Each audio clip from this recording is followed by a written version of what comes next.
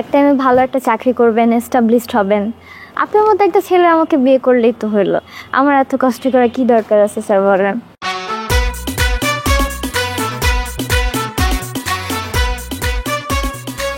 একটা বিষয় দেখে খুব ভালোই লাগছে, তোমার পড়াশোনাটা খুব ভালো হচ্ছে, তুমি সব কিছুই পারছো। এই যে তুমি পরীক্ষা ভালো করছো, বিষয়টা খুবই আনন্দের, তোমার ফ্যামিলির জন্য, আমার জন্য। লাইফটা না খুব স্ট্রাগলের, বুঝছো? স্ট্রাগল মানে স্ট্রাগলের কোনো শেষ নাই।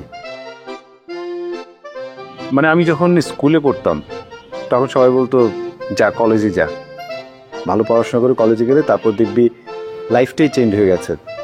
কলেজে অনেক আনন্দ, স্বাধীনতা। কলেজ থেকেও আমি ভালো একটা রেজাল্ট করলাম, তারপর তো দেখি আরেক স্ট্রাগল। সেটা কি? তোমাকে ইউনিভার্সিটিতে ভর্তি হতে হবে, কোচিং করতে হবে, প্রিপারেশন নিতে হবে। পড়লাম, অনেক সময় দিলাম, তারপর ইউনিভার্সিটিতে ভর্তিও হয়ে গেলাম। তখন সবাই বলতো ইউনিভার্সিটির বারান্দায় গেলেই দেখবি অনেক জ্ঞান অর্জন হয়, অনেক আনন্দ, অনেক ফ্রেন্ডস, অনেক আড্ডা। হ্যাঁ, সব কিছুই ঠিক আছে, সবাই যা যা বলতো তাই পেয়েছি। কিন্তু যখন আসলে মানে ভার্সিটিটা শেষ করলাম তখন তো দেখি আরও অনেক পড়াশোনা, অনেক স্ট্রাগল। মানে চাকরি খুঁজতে হবে, মানে চাকরি খোঁজার জন্য প্রচুর পড়তে হবে, প্রিপারেশনের বিষয় আছে। এটা এমন একটা জায়গা না, মানে অথৈ সাগর, মানে কোনো কুল কিনারা খুঁজে পাচ্ছি না আমি তোমাকে এই কথাগুলো কেন বলছি জানো? এখন যে তোমার স্টেজটা যাচ্ছে, এই স্টেজে আসলে তুমি যদি পড়াশোনা ঠিকঠাক করো তাহলে ওই যে অথৈ সাগরে তুমি যাবা, তখন তোমার মানে সাঁতারটা শেখা হয়ে যাবে। তার মানে তোমার পড়াশোনাটা যদি ভালো করো ওইটা সাঁতার হিসেবে কাজ করবে, তখন তুমি অথৈ সাগরটা পার হতে পারবে। এই তো। কিন্তু স্যার, আপনি যেগুলো বললেন এগুলো তো ছেলেদের জীবনের স্ট্রাগল।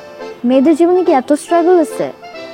মেয়েদের তো জাস্ট কোনো মতে একটু ঠিকঠাক মতো পড়াশোনাটা করো, তারপর কিছুদিন পর তো বিয়েই হয়ে যায়, আর বিয়ে হওয়ার পর সংসার করো, এই তো জীবন।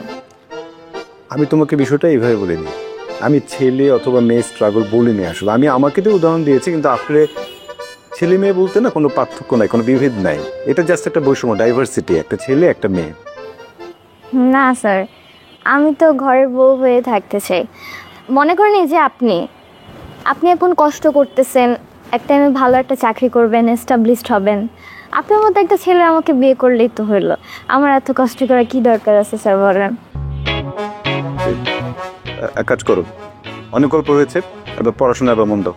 যাও তুমি এই চ্যাপ্টারটা লেখো, আবার আমি করবো। আচ্ছা স্যার, আপনাকে একটা ঘটনা বলি। বলো। আপা তো পাত্র দেখতেছে। কোন আপা? ঝুমুর আপা। ঝুমুর পাত্র দেখতে যাবে? এটা একটা ইম্পর্টেন্ট পয়েন্ট। কেন? এই যে ঝুমুর নিজে পাত্র পছন্দ করতে গেছে, আমাদের সোসাইটিতে এটা কি আগে ছিল? ছিল না, কিন্তু এখন এটা তৈরি হয়েছে। কেন? কারণ তোমার আপু সেই জায়গাটা তৈরি করেছে কিভাবে? পড়াশোনা করে, নিজে নিজে এস্টাবলিশড হচ্ছে, পড়াশোনা করছে, নিজের স্বাধীনতাটা নিজে পেয়েছে, তাই না? আচ্ছা স্যার, এগুলা বাদ দেন, আসল ঘটনা কি আপনি জানেন? আসল ঘটনা আমি কিভাবে জানবো বলো? ঝুমুর আপা যে পাত্র দেখতেছে না, এটা তো আসলে টাইম পাস। ঝুমুর আপা মনে মনে একজনকে পছন্দ করে। তাই? মানে কাকে পছন্দ করো সেটা তো জানার অধিকার আমার নাই, তাই না? থাক। না স্যার, আপনি কিন্তু সেই ব্যক্তিটাকে চিনেন খুব ভালো মতো। আমি চিনি? কে? ফয়সাল ভাই। মানে আমাদের ফয়সাল ভাই? হ্যাঁ। আমি বিষয়টা জানি না, মানে আমি টেরই পাই নাই।